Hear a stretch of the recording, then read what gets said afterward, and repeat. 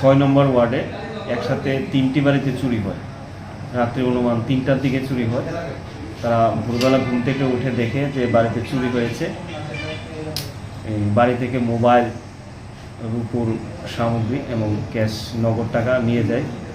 পরবর্তী সময়ে কমপ্লেন পাওয়ার পরে আমরা অভিযান চালাই। অভিযান চালার পর যে চুরির মেইন চোর জিয়াবুদ্দিন, ওকে আমরা অ্যারেস্ট করি।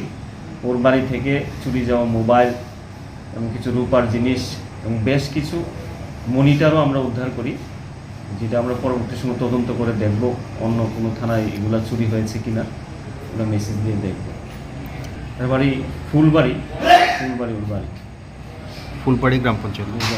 হ্যাঁ, ওর বিরুদ্ধে আমরা একটা স্পেসিফিক কেস নিয়েছি, যা চোরাইবাড়ি থানা কেস নাম্বার 45/2024 আন্ডার সেকশন 305/331(2) তারপরে 3/5 BNS ধারায় আমরা কেস নিয়েছি। কালকে ওকে আমরা কোর্টে চালান করব, রিমান্ড চেয়ে।